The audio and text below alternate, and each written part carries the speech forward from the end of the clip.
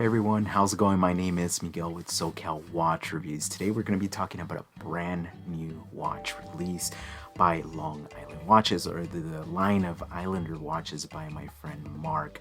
I had the opportunity to check out the watches. There's three of them, three iterations of the same model.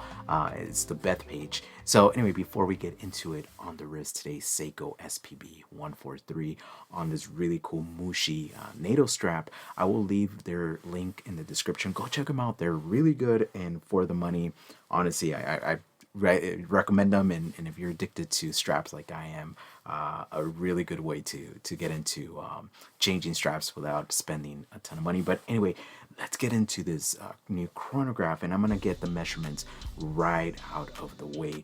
The case measures in at 40 millimeters. It's 47 millimeters from lug to lug. It is 13.5 millimeters thick. It weighs in at 163 grams, and the lugs are 20 millimeters. On top, we do find sapphire crystal.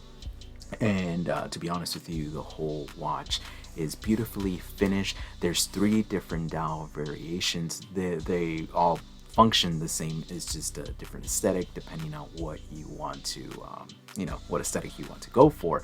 And the three that he came out with, Marc, is a silver dial, which is nicely brushed, a black brushed dial, and lastly is this white dial that's actually all fully loomed, and that one has comes in the package of the PVD version, completely PVD'd. It was really nice. So anyway, let me talk about the wearability before we talk about the movement and everything else. I have a 6 and 7/8 inch wrist, and honestly, it worked for me. It really worked. It wasn't super heavy, especially, it's 163 grams with the full bracelet, but obviously when you size it, it brings it down. And if you change straps, because it does have a 20 millimeter lug width, it works with pretty much anything, right? So if you are in the market for a chronograph that kind of resembles a little bit, a speedy, but you don't want to break the bank, and you're just kind of tired of seeing speedies left and right, this is honestly the a good gateway into a chronograph. I know a lot of people, including myself, I'm not a huge chronograph fan. I do have one in the collection, but I don't really wear it, to be honest with you. Now, this one does feature 100 meters of water resistance, so it could be a daily driver, if you will, around the sapphire crystal. We do find a fully ceramic bezel, so that's pretty cool. So if you're like me and you're worried about scratches and dinging your watch up, you shouldn't be worried with this watch. So the watch is, of course, constructed of 316L stainless steel. The steel versions have obviously nice polishing, nice brushing throughout. I was very impressed because this is a US assembled watch with a US assembled or US made movement, the Ameriquartz movement. And we'll talk a little bit more about that right now.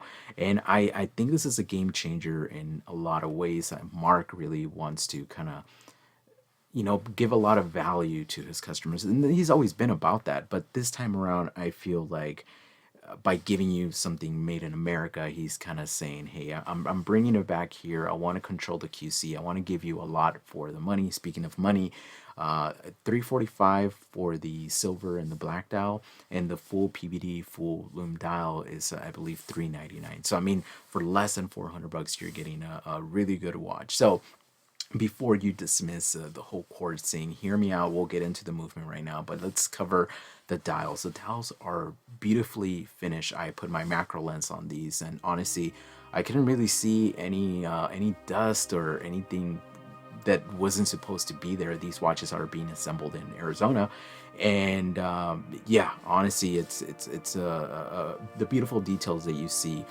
You do have a running seconds, so what typically is the chronograph hand is just a running seconds hand. So if that bugs you because it ticks, I mean, I'm sure you could kind of get over it. I know it kind of bugged me at first, but once I wore it for a little while, it just kind of looked past that. So you do have the three sub registers, and the cool thing is the 24-hour register on the right hand side, he put two colors on it, white and black, to kind of indicate right day and night.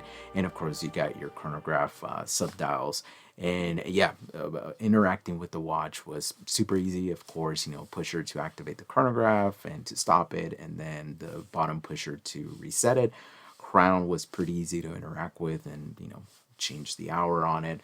And overall, the watch in hand actually felt really well constructed. I was like, I can't believe this guy's selling these for, you know, less than 400 bucks. Honestly, for the quality that Marc brings you, that easily could be like a $500 watch. Now, Bethpage, of course, he named it that because of the lunar module. It actually is a lunar module that landed 2 astronauts on the moon. So very fitting with kind of like the space theme for the watch.